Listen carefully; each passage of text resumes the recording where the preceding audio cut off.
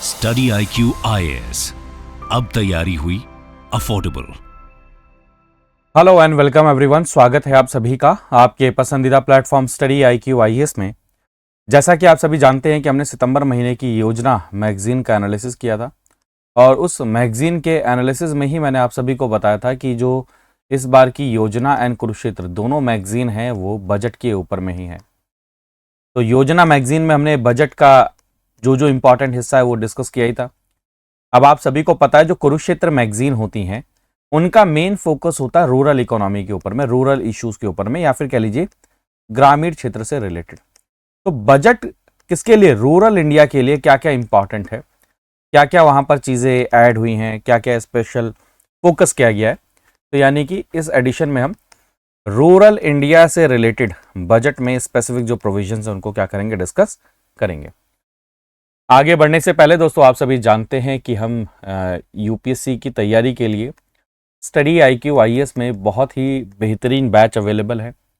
तो अगर जो बच्चे 2025 की अभी भी तैयारी कर रहे हैं और उनको लगता है एक हेल्पिंग हैंड की आवश्यकता है, तो हमारा एक ना P2I फास्ट ट्रैक बैच है।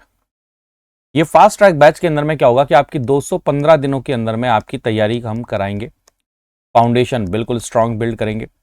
और इसका अभी जो प्राइस है वो 19,999 है। इसके जो बैच है वो 21 अक्टूबर से शुरू हो रहा है। सुबह 8 बजे इसकी क्लासेस हुआ करेंगी। तो आप सभी इसको क्या कर सकते हैं, ज्वाइन कर सकते हैं। ऐसे बच्चों 2026 की तैयारी कर रहे हैं, 2027 की तैयारी कर रहे हैं, उन सबके लिए भी हमारे पास में फैसिलिटी अवेलेबल है। आप सभी उसको ज्वाइन कर सकते हैं। तो जैसे 2026 वाला बैच है उसका जो प्राइस है 31,000 रुपीज़ है, आप उसको ज्वाइन कर सकते हैं PRT लाइव कोड यूज़ करके। ऑप्शनल अवेलेबल है, टेस्ट सीरीज अवेलेबल है, बुक्स अवेलेबल हैं। तो आप कहीं पर भी एनरोल करते हैं तो आपको कोड कौन सा यूज़ करना है, PRT लाइव कोड ही यूज़ करना है। चलें आगे बढ़ते हैं। और इस सेशन की PDF या किसी भी न्यूज़पेपर की PDF है, कुछ भी, वो आपको इस टेलीग्राम चैनल पर मिलेगा। और ये इंस्टाग्राम का फॉलो कर सकते हैं जिससे आपको अपडेट मिलता रहे। तो सबसे पहला जो टॉपिक है कि भाई जो रूरल इकोनॉमी है, जो ग्रामीण क्षेत्र की जो इकोनॉमी है, ग्रामीण क्षेत्र की जो अर्थव्यवस्था है, उसको कैसे स्ट्रांग किया जाए, इसके लिए बजट में फोकस किया गया है ना। तो अगर रूरल इकोनॉमी को देखा जाए तो वो हमारे देश का बहुत इंपॉर्टेंट हिस्सा है। रूरल इकोनॉमी के अंदर में देखेंगे तो एग्रीकल्चर बहुत ही इंपॉर्टेंट है। और एग्रीकल्चर के अंदर में ना सिर्फ वहाँ पर लोगों के लिए जीवन व्यापन के लिए इंपॉर्टेंट है, बल्कि एग्रीकल्चर हमारे देश की मैक्सिमम 40% के आसपास की जो आबादी है, जो वर्क फोर्स है, वो कहाँ है, रूरल इंडिया के अंदर में कहाँ पर काम कर रहे हैं, वो एग्रीकल्चर फील्ड में काम कर रहे हैं। तो आप देखेंगे इनकम को भी इन्हांस करना है, यानी कि फार्मर्स का जो रूरल इंडिया में रह रहे हैं उनकी इनकम को इंक्रीज करना है। साथ में रूरल इंडिया के अंदर में एम्प्लॉयमेंट अपॉर्चुनिटीज़ को भी क्या करना है, इंक्रीज करना है। और साथ ही जानते हैं एंटरप्रेन्योरशिप रूरल इंडिया में कैसे क्या करना है, इंक्रीज करना है। ये सारी की सारी चीज़ें क्या करना है, इसके ऊपर फोकस करना है। ठीक है, तो ये मेन क्या नाम है इसलिए इनिशिएटिव। तो जैसे आप देखेंगे एग्रीकल्चर और जो उससे रिलेटेड जो उसके एसोसिएटेड अलाइड एक्टिविटीज़ हैं वहाँ पर 202% इंक्रीज देखने को मिलता है बजट के अंदर में।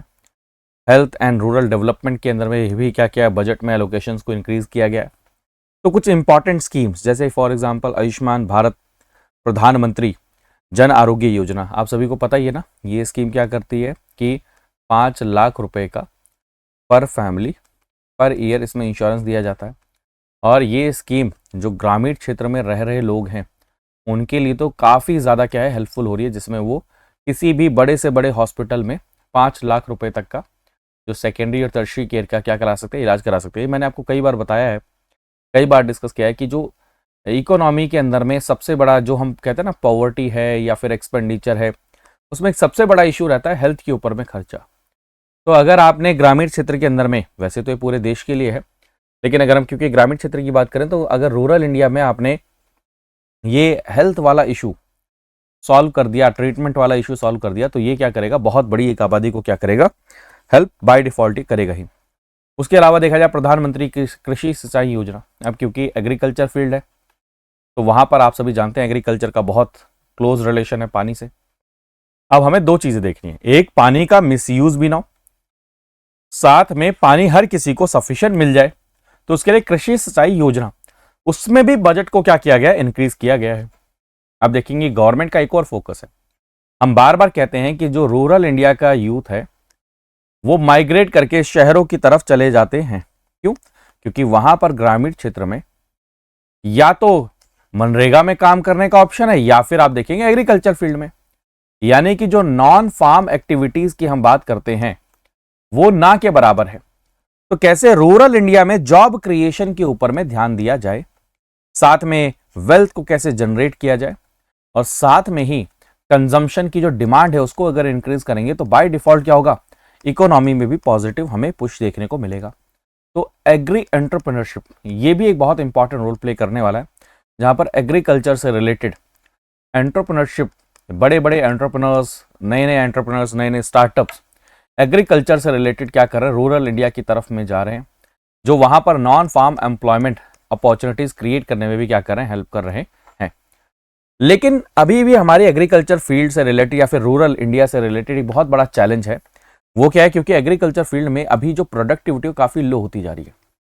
मैंने आपको बताया था डिस्गाइज्ड अनएम्प्लॉयमेंट, फील्ड में जरूरत है 10 लोगों की, काम कर रहे हैं 20 लोग, तो ये 10 लोग कोई प्रोडक्टिविटी ऐड नहीं कर रहे ना, तो इसको डिस्गाइज्ड अनएम्प्लॉयमेंट बोलते हैं। आप देखेंगे जो लैंड होल्डिंग्स हैं वो लगातार फ्रेगमेंट होती जा रही है, लगातार लोगों में बंटवारा हो रहा है, परिवारों में। जितना स्मॉलर क्या नाम है परिवार होते जाएंगे उतने ज़्यादा लैंड होल्डिंग्स और ज़्यादा फ्रेगमेंट होती जाएंगी। प्लस में इंफ्रास्ट्रक्चर सफिशिएंट नहीं रहना, ये कुछ चैलेंजेस हैं जो कि है बहुत ज़्यादा हमें नज़र आते हैं। Address through focused investment in agriculture, better inputs and extension services, ये जाकर क्या करेंगे, फिर जाकर हेल्प करेंगे, जिसको आप क्या कर सकते हैं, सॉल्व कर सकते हैं। तो रूरल लाइवलीहुड एंड इंफ्रास्ट्रक्चर में देखा जाए तो एलोकेशन के कुछ ट्रेंड आप देख सकते हैं, जैसे एग्रीकल्चर एंड फार्मर्स वेलफेयर के लिए 1.22 लाख करोड़ एलोकेट किया गया है। रूरल डेवलपमेंट के लिए allocation to increase employment and address rural job creation, ये भी चीज़ें क्या करेगी, इंक्रीज की गई हैं। रूरल इंडिया में ही ये स्कीम है, याद रखिएगा, अर्बन एरिया के लिए स्कीम नहीं है, जिसकी फुल फॉर्म क्या है, Mahatma Gandhi national rural employment guarantee act, MG NREGA. इसके अंदर में भी क्या किया गया है, कहा गया फंड को एलोकेट किया गया, इंक्रीज किया गया। अब आप सभी जानते हैं Mahatma Gandhi national rural employment guarantee act, ये ग्रामीण क्षेत्र में जो रह रहे लोग हैं उनको कहता है कि 100 डे का हम क्या देंगे, आपको वर्क देंगे, और ये अनस्किल्ड वर्क होगा, जिससे वहाँ पर रह रहे लोगों को क्या होगी, वहीं पर ही वर्क अपॉर्चुनिटीज़ अवेलेबल हों। तो ये एक तो रूरल इंडिया के अंदर में वर्क अपॉर्चुनिटीज़ क्रिएट करने ही बहुत इंपॉर्टेंट रोल प्ले करता है मनरेगा। वैसे 2005 में स्कीम आई थी, ये नोट कर लीजिएगा, 100 डेज का अनस्किल्ड वर्क भी, ऐसा भी नोट कर लीजिएगा। साथ में क्या है, ये महिलाओं को एम्पावर करने में, क्या ना, वुमेन को एम्पावर करने में काफ़ी ज़्यादा क्या कर रहा है, इंपॉर्टेंट रोल प्ले करता है। प्रधानमंत्री आवास योजना, जो रूरल इंडिया के अंदर में घर, पक्के मकान सभी को क्या करना है, प्रोवाइड कराना है, ये भी है। आप देखेंगे एग्रीकल्चर और अलाइड सेक्टर से रिलेटेड राष्ट्रीय कृषि विकास योजना, उसमें भी बजट में इंक्रीज हुआ है। प्रधानमंत्री मत्स्य संपदा योजना, जो हमारे कोस्टल एरिया है या फिर जहाँ पर मछली पालन होता है, वहाँ पर कैसे मछली से related storage, cold storage plus processing, इन सब चीज़ों को भी कैसे इंक्रीज किया जाए, उसके ऊपर ही फोकस है। प्लस में आप देखेंगे डिजिटल पब्लिक इंफ्रास्ट्रक्चर, एग्रीकल्चर की फील्ड में कैसे उसको इंक्रीज किया जाए, कैसे डिजिटल जो टेक्नोलॉजीज़ हैं वो एग्रीकल्चर के अंदर में कैसे हेल्प कर सकती हैं, इसके ऊपर में काम किया जा रहा है। आप देखेंगे प्रधानमंत्री गरीब कल्याण अन्न योजना, जिसमें 80 करोड़ लोगों को क्या दिया जा रहा है, फ्री राशन प्रोवाइड किया जा रहा है। ये भी क्या कर रहा है, जो ग्रामीण क्षेत्र में रह रहे लोग हैं उनकी इकोनॉमी में, यानी कि उनके जो सोशियो इकोनॉमिक कंडीशंस को हेल्पफुल बनाने में, डिग्निटी के साथ में अपनी लाइवलीहुड को अचीव करने में क्या कर रहा है, ये हेल्प कर रहा है। ठीक है, तो चैलेंजेस और क्या है, सबसे पहली बात तो आप सभी जानते ही हैं, जैसे एमएसपी भी आप नोट कर सकते हैं, ये भी रूरल इकोनॉमी के लिए बहुत इंपॉर्टेंट है। आप देखेंगे क्या नाम है, सब्सिडीज देखेंगे, वो भी बहुत इंपॉर्टेंट है। लेकिन यहाँ पर कुछ चैलेंजेस भी हैं। चैलेंजेस क्या है, सबसे पहला तो आप देखेंगे कि जो अनप्रेडिक्टेबिलिटी है प्राइजेस में, मार्केट का एक्सेस नहीं हो पाना, अब जैसे फॉर एग्जांपल बारिश हुई नहीं हुई, ये सब चीज़ें क्या है, चैलेंज है ना, ये बहुत बड़ा चैलेंज है।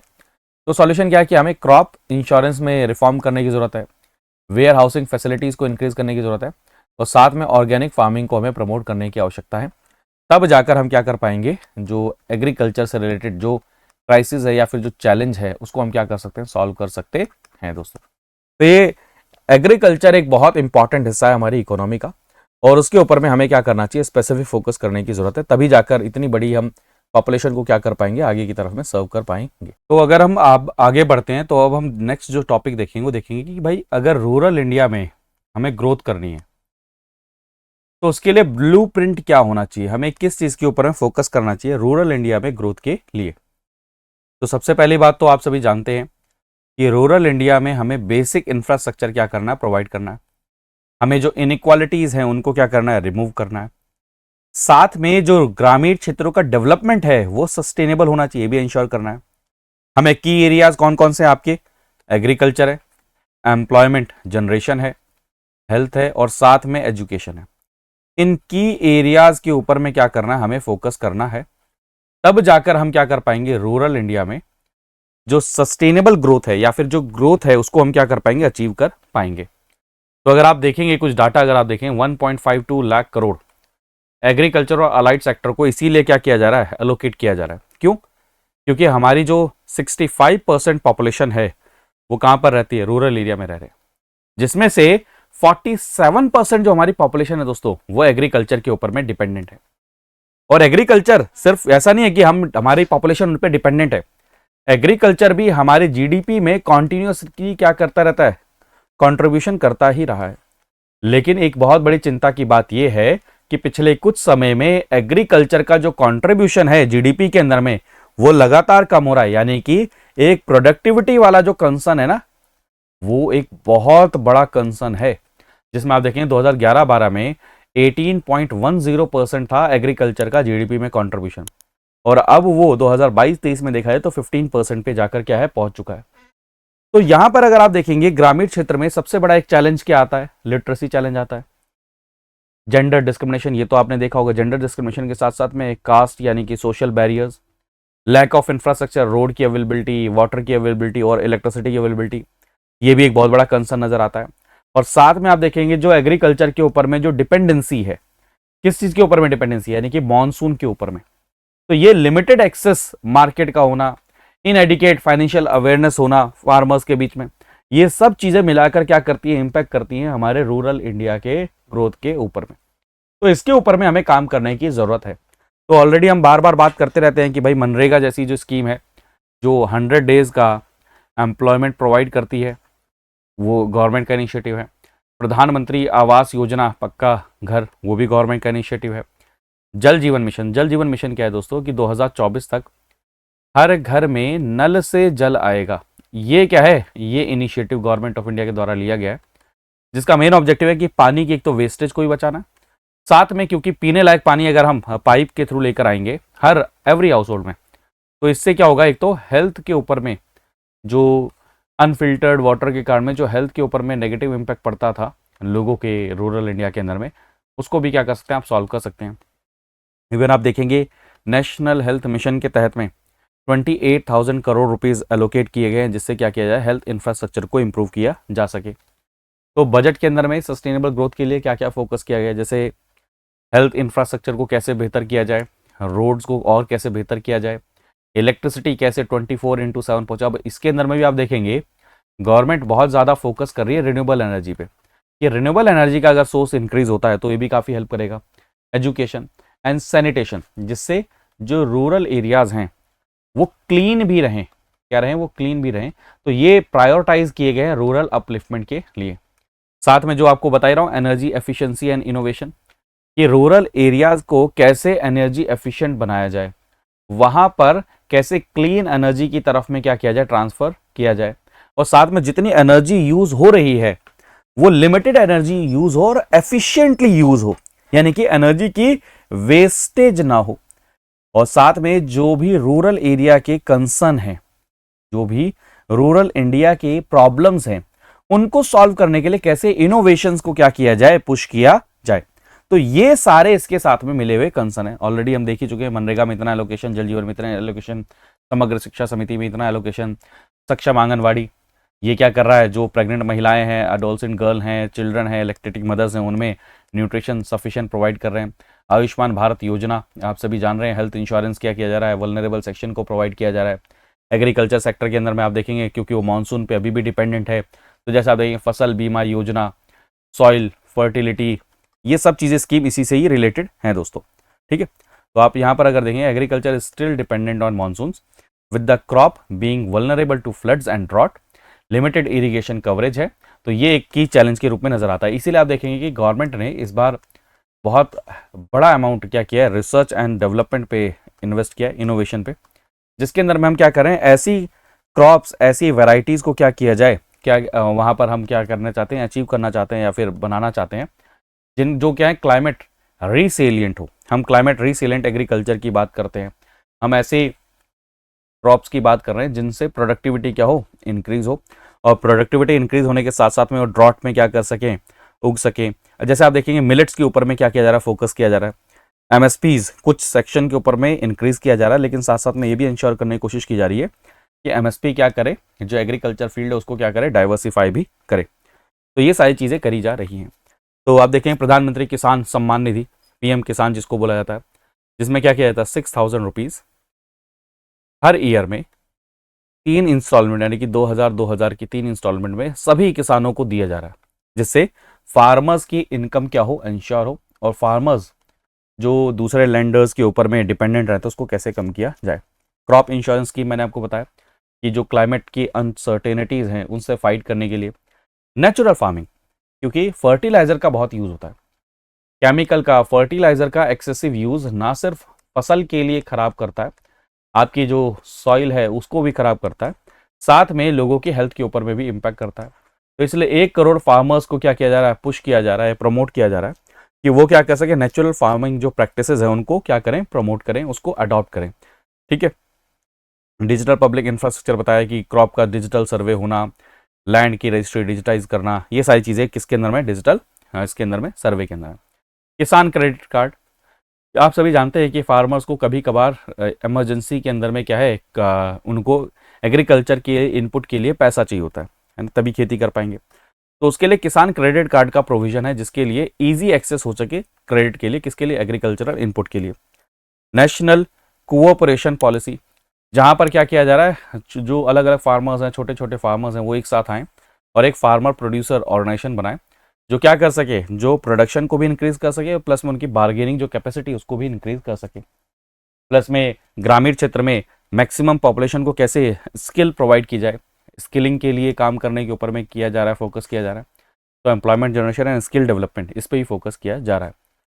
प्रधानमंत्री एम्प्लॉयमेंट जनरेशन प्रोग्राम, जिसका मेन ऑब्जेक्टिव है कि क्या किया जाए, सेल्फ एम्प्लॉयमेंट को रूरल एंड अर्बन एरियाज़ में कैसे पुश किया जाए।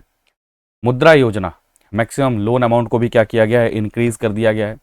पहले 10 लाख की लिमिट हुआ करती थी, उसको इंक्रीज करके कितना, 20 लाख की लिमिट कर दिया गया है। तो ये भी क्या है, जो अनऑर्गेनाइज सेक्टर है या एंटरप्रेन्योरशिप है उनको क्या करेगा, पुश करेगा, इंक्रीज करेगा। प्लस में आप देखेंगे कि 1 करोड़ यूथ को क्या किया जाएगा, इंटर्नशिप प्रोवाइड की जाएगी 500 बड़ी बड़ी कंपनीज के अंदर में। ठीक है, जिसमें गवर्नमेंट एंड प्राइवेट कंपनीज दोनों क्या करेंगे, अपना शेयर इसमें इंट्रोड्यूस करेंगे। और इससे क्या होगा, जो स्किल गैप है ना, हम कहते हैं कि हमारा जो यूथ है मैक्सिमम, वो जो भी पढ़ाई करके जा रहे हैं वो मार्केट रेडी नहीं होते हैं। तो इसलिए क्या है, अगर कंपनीज ही उनको क्या करेंगी, ट्रेन करेंगी, तो वो क्या होंगे, मार्केट रेडी होंगे। क्या होंगे, मार्केट रेडी होंगे। तो इसलिए 1 करोड़ यूथ को ट्रेनिंग प्रोवाइड की जाएगी 500 कंपनीज के अंदर में। गवर्नमेंट 15,000 रुपीज़ प्रोवाइड करेगी in 3 instalment to youth who secure their first job in organise sector. ठीक है। प्रधानमंत्री ग्राम सड़क योजना, हमने देखा ही है कि कैसे पक्का सड़क की बात की जा रही है। नेशनल हाईवे अथॉरिटी कैसे, अगर देखिए हाईवेज जो हैं या रोड जो हैं वो क्या करेगा, फार्मर की जो एक्सेसिबिलिटी है मार्केट को, उसको इंक्रीज करेगा। जो लॉजिस्टिक कॉस्ट है उसको भी क्या करेगा, कम करेगा। प्लस में जो उनके प्रोडक्ट कई बार क्या हो जाते हैं, ख़राब हो जाते थे, जैसे हम कई बार पढ़ते हैं कि भाई टमाटर या जो भी पेरिशेबल प्रोडक्ट है वो रास्ते में लाते लाते ख़राब हो जाते हैं, उसके अंदर में ये बेहतर इंफ्रास्ट्रक्चर क्या कर सकता है, उसके अंदर में हेल्प करता है। ठीक है। तो सिग्निफिकेंस क्या है, improved connectivity will reduce wastage of agricultural produce, enhance करेगा मार्केट का access for farmers and ensure करेगा बेटर प्राइसिंग। ठीक है। तो financial relief and social security, तो यूरिया सब्सिडी प्रोवाइड करना, प्रधानमंत्री गरीब कल्याण अन्न योजना जिसमें राशन प्रोवाइड करना, स्किल अपग्रेडेशन, ये सब चीज़ें क्या करेंगे, उसके अंदर में हेल्प करेंगे, जिसके तहत में मेजर तरीके से आप रूरल एरिया में क्या कर सकते हैं, रिफॉर्म कर सकते हैं। देखिए मैं आपको फिर बता दूं, ये वाला जो सेशन है ये बेसिकली क्या है कि बजट ने क्या क्या एलोकेट किया, तो सारी की सारी जो चीज़ें हैं वो ज़्यादातर स्कीम्स, ये सब चीज़ों पे कि लाइवलीहुड को कैसे बेहतर किया जाए, natural farming, digital land record, ये कैसे क्या करने वाले, हेल्प करने वाले हैं। नेक्स्ट जो टॉपिक है दोस्तों, कैसे रूरल इंडियन इकोनॉमी को फ्यूचर प्रूफ किया जाए। फ्यूचर का कंसर्न क्या है? फ्यूचर का कंसर्न ये है कि एग्रीकल्चर अगर प्रोडक्टिविटी ठीक नहीं हुई, अगर एग्रीकल्चर के ऊपर में जरूरत से ज्यादा डिपेंडेंस रहे तो ये होगा। अब आप सभी जानते हैं कि वल्नरेबिलिटी धीरे धीरे बढ़ रही है, क्लाइमेट चेंज धीरे धीरे हो रहा है। आप देखेंगे क्या में हीट वेव्स कॉन्टिन्यूसली क्रिएट हो रही है, तो ये वल्नरेबल बना रहे हैं। तो यहां पर एक और चीज कोशिश की जा रही है कि कैसे रूरल इंडियन इकोनॉमी को फ्यूचर के लिए क्या किया जाए, प्रूफ किया जाए। तो उसके लिए आप देखेंगे sustainable agricultural practices, rural economy में नॉन फार्म एक्टिविटीज को कैसे क्या करना है, इंक्रीज करना, ऐड करना। तो नेक्स्ट 5 ईयर्स में देखा जाए जैसे सेल्फ रिलायंट, और उसके बाद में देखा जाए विकसित भारत को कैसे डेवलप करना है। तो उसके लिए आप देखेंगे इंफ्रास्ट्रक्चर डेवलपमेंट हो गया। मैंने आप देखिए इस चीज को समझिए कि क्लाइमेट रिसिलिएंट एग्रीकल्चर जो है वो क्या है, फ्यूचर रेडी की बात कर रहे हैं, जहां पर हम बार बार क्रॉप रोटेशन की बात कर रहे हैं, हम मिक्स्ड क्रॉपिंग की बात करें। ये सब चीजें क्या है, इसी चीज से रिलेटेड है कि हम रूरल इकोनॉमी को जो फ्यूचर में आने वाली वल्नरेबिलिटीज हैं उनसे क्या है, सेफगार्ड करने की कोशिश कर रहे हैं। तो रूरल डिमांड को कैसे इंक्रीज किया जाए, कैसे रूरल कंजम्पशन को इंक्रीज किया जाए, स्पेंडिंग को इंक्रीज किया जाए, ये भी एक मेजर कंसर्न रहा है। मैंने आपको बताया इंफ्रास्ट्रक्चर डेवलपमेंट के लिए long term interest free loan दिया जाए स्टेट को, कि स्टेट क्या करें, अपने अपने एरिया में, अपने अपने क्षेत्र के अंदर में क्या करें, इन्वेस्टमेंट करें। मैन्युफैक्चरिंग एंड टेक्नोलॉजी सेक्टर में देखा जाए तो टेक्नोलॉजी को अपग्रेड करने में, रूरल इंडस्ट्रीज को बूस्ट मिले, उसके लिए प्रधानमंत्री ग्राम सड़क योजना, इरिगेशन बेनिफिट, जहां पर क्रिटिकल प्रोजेक्ट हैं जो वेरियस स्टेट के अंदर में क्या किया जाए, इरिगेशन इंफ्रास्ट्रक्चर को इंप्रूव किया जाए। फ्लड मैनेजमेंट, कई सारे ऐसे एरियाज हैं दोस्तों जहां पर लगातार फ्लड आता रहता है, तो डिजास्टर रिलीफ जैसे सिक्किम, उत्तराखंड, हिमाचल प्रदेश, आसाम के अंदर में फ्लड मैनेजमेंट कैसे किया जाए। रूरल एम्प्लॉयमेंट के लिए क्या किया जाए, स्किलिंग प्रोवाइड की जाए, 20 लाख यूथ को स्किल प्रोवाइड की जाएगी नेक्स्ट 5 ईयर में। 1000 ITI को क्या किया जाएगा, रिवैम्प किया जाएगा। इंटर्नशिप अपॉर्चुनिटीज स्कीम में वेजेस का सपोर्ट प्रोवाइड किया जाएगा। ये सब चीज़ें करी जा रही है। एग्रीकल्चर के अंदर में जल जीवन मिशन, प्रधानमंत्री आवास योजना, ये ऑलरेडी पढ़ी हुई चीज़ है। MSME सेक्टर को, डिजिटल ट्रांसफॉर्मेशन को, जैसे आप देखेंगे लखपति दीदी इनिशिएटिव, वो भी किस चीज़ के लिए कि एग्रीकल्चर फील्ड को कैसे, मतलब जो डिपेंडेंसी है एग्रीकल्चर फील्ड के ऊपर में उसको कैसे चेंज किया जाए। तो अगर मान के चलिए जैसे लखपति दीदी स्कीम है, वो क्या करेगा, अगर सेल्फ हेल्प ग्रुप बनते हैं तो क्या करेगा, महिलाओं को अदर अपॉर्चुनिटीज़ में भी क्या करेगा, एम्पावर करेगा, जिससे वो अपनी फाइनेंशियल चीज़ों को क्या कर सकते हैं, अचीव कर सकते हैं। तो target to increase from 2 crore to 3 crore women entrepreneurs, जिनका मेन ऑब्जेक्टिव क्या है कि एक साल में कम से कम वो 1 लाख रुपया तो क्या करें, अर्न करें। ऐसे आप देखेंगे नेशनल लाइवलीहुड मिशन आजीविका, जहाँ पर 15,043 करोड़ रुपया क्या किया है, एलोकेट किया गया, जिससे वो सेल्फ हेल्प ग्रुप को क्या करें, प्रमोट करें। तो समरी क्या है इस पूरे सेशन का या फिर इस पूरे उसका, कि तो आप देखेंगे इंक्लूसिव ग्रोथ भी हो, प्लस में रूरल अपलिफ्टमेंट होना चाहिए through infrastructure development, employment creation and innovation. Major initiatives अगर देखे जाए जैसे प्रधानमंत्री ग्राम सड़क योजना, मनरेगा, जल जीवन मिशन, ये की रूरल जो क्या नाम है प्रोग्राम्स में रूरल अपलिफ्टमेंट के लिए, जिससे कनेक्टिविटी बेहतर होगी, जॉब क्रिएशन होगा और एक्सेस टू रिसोर्सेज इंक्रीज होगा। स्किलिंग, डिजिटल ट्रांसफॉर्मेशन, बूस्ट करना MSME सेक्टर को, ये रूरल इंडिया को आगे बढ़ाने के लिए, और प्लस में रूरल इंडिया हमारी इकोनॉमी में बेहतर कंट्रीब्यूट करे, उसके लिए भी क्या है, काफ़ी इंपॉर्टेंट रहने वाला है। नेक्स्ट टॉपिक एक और है कि हमें एक चीज़ के ऊपर में ध्यान देने की और ज़रूरत है कि वेलफेयर एंड ग्रोथ को कैसे बैलेंस किया जाए, कि साथ में जो वहाँ पर रह रहे लोग हैं उनका वेलफेयर भी हो, साथ में ही ग्रोथ भी हो, तो उसको भी बैलेंस करने की ज़रूरत है। तो यूनियन बजट का इस पर ही फोकस है कि कैसे रूरल को अपलिफ्ट भी करना है, एग्रीरियन जो कम्युनिटीज़ उनको भी अपलिफ्ट करना है, साथ में वहाँ पर ग्रोथ को भी कैसे अचीव किया जाए। तो एग्रीकल्चर के अंदर में आप देखेंगे रूरल प्रॉस्पेरिटी की बैकबोन है, उसकी कहते हैं ना सबसे इंपॉर्टेंट जो कड़ी है रूरल इंडिया की, वो क्या है, एग्रीकल्चर है। और वहाँ पर सबसे बड़ा चैलेंज है क्लाइमेट चेंज का और मार्केट इंस्टेबिलिटी का। तो क्लाइमेट चेंज, आप क्लाइमेट को तो फाइट नहीं कर सकते ना, तो क्लाइमेट से कैसे मिटिगेट किया जा सके। फॉर एग्जांपल जहाँ पर बारिश नहीं हो रही आजकल, तो कैसे वहाँ पर उन क्रॉप्स की तरफ में बढ़ा जाए जो क्या है, कम पानी में भी क्या है, उग जाए। तो आप देखेंगे रूरल सेक्टर के एलोकेशन में अमाउंट को इंक्रीज किया गया है। Ministry of allocation, ministry of agriculture में एलोकेशन को भी क्या किया गया, इंक्रीज किया गया। वेलफेयर एंड एम्प्लॉयमेंट जनरेशन पे फोकस किया गया with food and fertiliser subsidies, काफ़ी सिग्निफिकेंट पोर्शन है। फूड सब्सिडी आप देखेंगे 2.05 lakh crore, 30% rural allocation. Fertiliser subsidy मनरेगा के अंदर में, PM किसान में पीएम आवास योजना, ग्राम सड़क योजना, जितने भी आप देख रहे हैं ये सारी चीज़ें कहाँ पर जा रही हैं, ये गवर्नमेंट ऑफ इंडिया की तरफ से कहाँ पर, रूरल बैकग्राउंड में दिया जा रहा है। अब क्लाइमेट रिसिलिएंट एग्रीकल्चर जो मैं बार बार बात कर रहा हूँ, ऐसी क्रॉप्स के ऊपर में फोकस करना जो हाई यील्डिंग है, साथ में वो क्लाइमेट रिसिलिएंट भी हैं। तो आप देखेंगे ऐसी 109 क्लाइमेट रिसिलिएंट वैरायटीज़ के ऊपर में फोकस किया जा रहा है। एक बहुत बड़ा चैलेंज आता है कि एग्रीकल्चर फील्ड में जब तक रिसर्च नहीं होगी तब तक न्यू टेक्निक्स, न्यू वैरायटीज़, ये सब चीज़ें कैसे होंगी। तो इसके लिए क्या है, अभी तक आप देखेंगे एग्रीकल्चर फील्ड में जो रिसर्च के लिए फंड होता था वो बहुत लिमिटेड होता था। तो उसको भी क्या किया जा रहा है, इंक्रीज करने की कोशिश की जा रही है। अभी आप देखेंगे ओनली 1% ऑफ एग्रीकल्चरल बजट। ये एक बहुत बड़ा कंसर्न है कि अगर आप क्लाइमेट चेंज जो चैलेंजेस उनको फाइट करना चाहते हैं तो आपको एग्री रिसर्च में क्या करना पड़ेगा, इन्वेस्ट करने की जरूरत है। आप देखेंगे गवर्नमेंट कॉन्टिन्यूसली ऑर्गेनिक फार्मिंग को क्या कर रही है, प्रमोट कर रही है, जहाँ पर 1 करोड़ फार्मर्स को हम टारगेट कर रहे हैं कि वो क्या करें, ऑर्गेनिक फार्मिंग की तरफ में शिफ्ट हों। नेचुरल फार्मिंग, जिसको हम ऑर्गेनिक फार्मिंग को प्रमोट तो कर ही रहे हैं, साथ में हम नेचुरल फार्मिंग का मतलब क्या, हम फर्टिलाइजर इसमें यूज़ करेंगे लेकिन वो बहुत ही मिनिमम यूज़ होगा। ठीक है, द गवर्नमेंट का कॉशन क्या है कि यहाँ पर आपको ये भी चीज़ इंश्योर करना है कि एकदम से आप जब नेचुरल फार्मिंग, ऑर्गेनिक फार्मिंग की तरफ में पुश हों तो ऐसा ना हो कि फूड की जो प्रोडक्शन है वो ना अचीव हो। तो यहाँ पर एक बहुत बड़ा बैलेंस बनाने की जरूरत है, किसमें, फूड सिक्योरिटी पे भी और ऑर्गेनिक फार्मिंग के अंदर में भी। तो ये एक बैलेंस बनाने की जरूरत है जिससे धीरे धीरे क्या किया जाए, शिफ्ट किया जाए। ठीक है, तो पल्स एंड ऑयल सीड देखें, अभी हम क्या करते हैं, इसको इंपोर्ट करते हैं। तो आपने देखा होगा कि ऑयल सीड के जो प्रोडक्शन है उसको इंक्रीज किया जा रहा है, पल्सेस के प्रोडक्शन को इंक्रीज किया जा रहा है, एमएसपी कॉन्टिन्यूसली क्या किया जा रहा है, इंक्रीज किया जा रहा है। मस्टर्ड, पीनट, सीसम, सनफ्लावर, इनको क्या किया जा रहा है, इनके प्रोडक्शन और इनके जो एग्रीकल्चर एरिया है उसको अगर इंक्रीज करेंगे तो जो हमारी डिपेंडेंसी है ना एडिबल ऑयल के ऊपर में, वो भी क्या होगी, कम होगी। मैक्सिमम लोग इस पर बात ही नहीं करते हैं। लोग क्या करते हैं, क्रूड ऑयल की तो बात कर लेते हैं कि क्रूड ऑयल हम इंपोर्ट करते हैं, लेकिन लोग इसकी बात ही नहीं करते कि जो एडिबल ऑयल है वो भी तो हम क्या करते हैं दोस्तों, इंपोर्ट करते हैं। तो उसकी खेती भी देश में कैसे बढ़ाई जाए। ड्रोन दीदी, नमो ड्रोन दीदी, जहाँ पर 500 करोड़ रुपए एलोकेट किया है, जहाँ पर जो वुमेन सेल्फ हेल्प ग्रुप हैं उनको क्या किया जाएगा, इक्विप किया जाएगा ड्रोन से, जो एग्रीकल्चर पर्पस में यूज़ हो सकता है।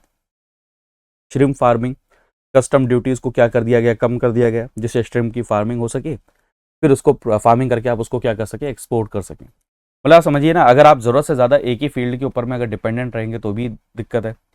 तो इसीलिए कोशिश की जा रही है एग्रीकल्चर और एग्रीकल्चर के अलाइड सेक्टर को भी क्या किया जाए, प्रमोट किया जाए। प्रधानमंत्री फसल बीमा योजना, क्योंकि सबसे बड़ा कंसर्न ये रहता है कि अगर मान के चले फसल खराब हो जाए, फसल में कोई कीड़े लग जाए, हेल स्टॉर्म आ जाए, बारिश हो जाए, तो उसके लिए क्या करना, वहाँ पर फसल बीमा योजना काफ़ी इंपॉर्टेंट रोल प्ले करता है। ठीक है, तो एग्रीकल्चर सेक्टर जहाँ पे 46% इंडिया की वर्कफोर्स काम कर रही है, वो मात्र अगर 18% कंट्री के अंदर में वैल्यू एडिशन में कंट्रीब्यूट कर रहा है, तो ये बहुत बड़ा चैलेंजिंग है कि यहाँ पर लो प्रोडक्टिविटी है, मार्केट वॉलेटिलिटी है और साथ में क्लाइमेट चेंज है। तो इन तीनों फ्रंट पे हमें क्या करना पड़ेगा, काम करना पड़ेगा। तो इकोनॉमिक सर्वे 2023-24 रिवील करता है कि एग्रीकल्चरल जो ग्रोथ है उसमें डिक्लाइन हो रहा है, खासतौर पे क्यों, क्योंकि मानसून खराब है और क्लाइमेट फैक्टर्स हैं। तो अगर आप फ्यूचर में इतनी बड़ी आबादी के लिए फूड सिक्योरिटी को इंश्योर करना चाहते हैं तो आपको ना सिर्फ research and development agriculture field में इंक्रीज करना पड़ेगा, बल्कि जो इन्वेस्टमेंट है उसे भी काफ़ी ज़्यादा इंक्रीज करना पड़ेगा। तभी जाकर हम क्या कर सकते हैं, हमारे जो क्लाइमेट रिसिलेंट एग्रीकल्चर है उसको हम क्या कर पाएंगे, अचीव कर पाएंगे। तो यूनियन बजट 2024-25 का प्रायोरिटाइज करना पड़ेगा welfare and employment generation, but अभी काफ़ी जगह पर इंप्रूवमेंट हमें करने के लिए स्पेस नज़र आता है। For example agricultural research and organic farming. मैं बार बार आपको कह रहा हूँ कि अगर एग्रीकल्चरल रिसर्च में इन्वेस्ट नहीं होगा तो आप फ्यूचर के लिए एग्रीकल्चर को रेडी नहीं कर पाएंगे और इसका अल्टीमेट इम्पैक्ट इतनी बड़ी आबादी के ऊपर में पड़ेगा। क्योंकि एग्रीकल्चर के ऊपर में अगर कोई भी नेगेटिव इम्पैक्ट पड़ता है तो इतनी बड़ी आबादी प्लस में रूरल इकोनॉमी के ऊपर में भी इम्पैक्ट पड़ेगा। तो यहाँ से इसके की टेक अवे क्या ले सकते हैं, प्रेजेंट देखा जाए तो एग्रीकल्चर एक इम्पॉर्टेंट और कह लीजिए या फिर बैकबोन है अभी। तो एक तो हमें शिफ्ट करना पड़ेगा जिसमें हम नॉन फार्म एक्टिविटीज़ की तरफ में क्या करें, पुश करें। दूसरा, एग्रीकल्चर के चैलेंजेस, क्लाइमेट, मार्केट का access, infrastructure, credit availability, workforce की अवेलेबिलिटी, इन सब चीज़ों के ऊपर भी काम करने की ज़रूरत है, जिससे ये इंश्योर किया जा सके कि जो आपका एग्रीकल्चर है वो भी आगे की तरफ ग्रोथ करे, नॉन फार्म एक्टिविटीज़ हैं वो भी ग्रोथ करें और साथ में जो रूरल इकोनॉमी में इतनी बड़ी जो पॉपुलेशन है वो भी क्या है सस्टेनेबल प्लस में एक ग्रोथ इंक्लूसिव ग्रोथ की तरफ में आगे बढ़ सके, जो हमारी रूरल इकोनॉमी जो इतना इंपॉर्टेंट कंट्रीब्यूशन करती है इकोनॉमी उसको हम अचीव कर सकें। तो आज के सेशन में इतना ही था दोस्तों, और हमारा जो फास्ट ट्रैक बैच है आप इसको ज्वाइन कर सकते हैं। ऐसी लॉन्ग टर्म बैच 2026 के लिए उसको भी आप ज्वाइन कर सकते हैं, ज़्यादा समय नहीं है। थैंक यू सो मच दोस्तों, अपना ध्यान रखिए, मुस्कुराते रहिए, पढ़ते रहिए। बाय बाय, टेक केयर दोस्तों। स्टडी IQ IAS, अब तैयारी हुई अफोर्डेबल।